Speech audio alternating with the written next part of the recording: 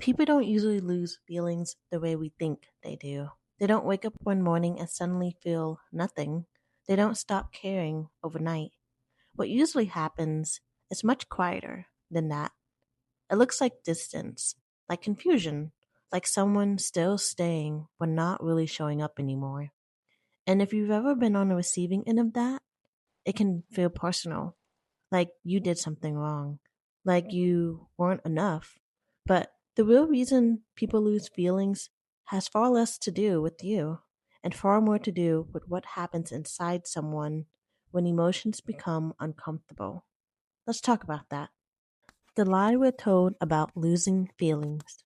We're taught that feelings are fragile things, that they fade because the spark dies, because routine sets in, because someone found better. But feelings don't just disappear, they shut down. Most people don't lose feelings because love ran out. They lose feelings because emotional safety ran out.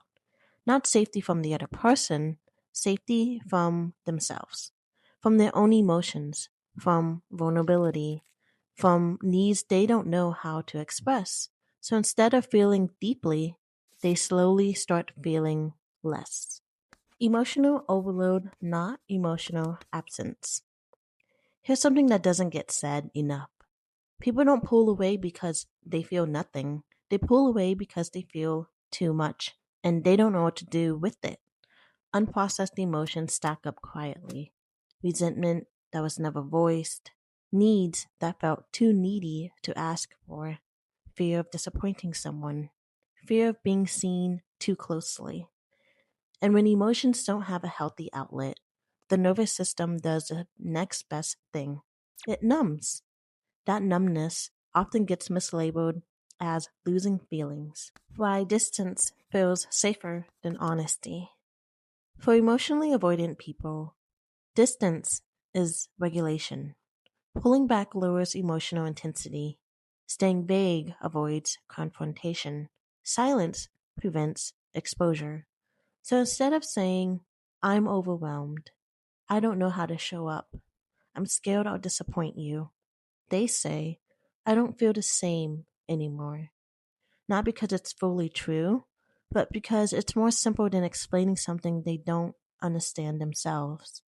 Distance becomes self protection.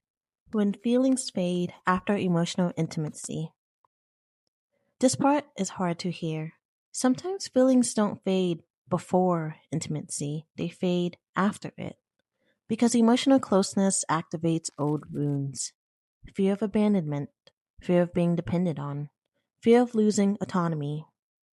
So the closer the connection gets, the louder the internal alarm becomes. So instead of recognizing that fear, that mind creates a narrative.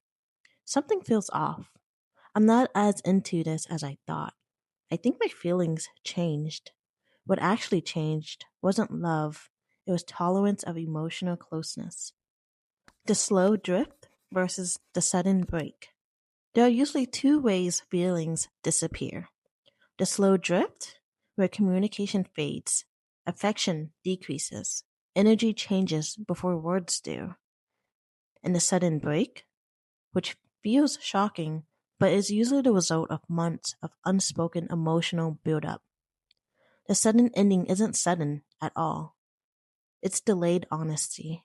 Why this hurts the person left behind.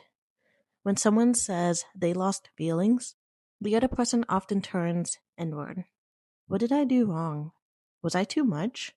Why wasn't I enough to stay? But here's the truth. You didn't fail to keep their feelings alive. They didn't know how to stay emotionally present once the relationship required depth. And that distinction matters. Because one is about worth, the other is about emotional capacity. When losing feelings is actually avoidance.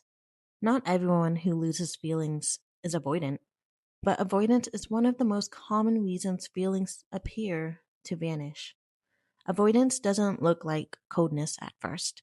It looks like charm, like intensity, like connection without consistency, until the relationship asks for accountability, emotional attunement, long term vulnerability. That's when the feelings don't disappear, they retreat. What really emotional loss actually looks like. Real loss of feelings is quiet, mutual, and honest. It's not confusing, it's not sudden, it doesn't leave one person questioning their worth. If you are left confused, blindsided, or emotionally scrambling, it wasn't just lost feelings, it was unspoken fear. Sometimes the most painful endings aren't about love ending, they're about someone reaching the edge of their emotional capacity. And that hurts, but it also tells you something important. The depth you offered wasn't a problem, and it was simply more than they knew how to hold. If this resonated, you're not alone, and you're not broken. You're just emotionally aware, and the world's still learning how to be. And if you want more conversations like this, that kind of actually make sense of what you felt, you know where to find them. You can like the video, subscribe, or leave a comment if it helped you put words to something you've been carrying. This is what this space is for.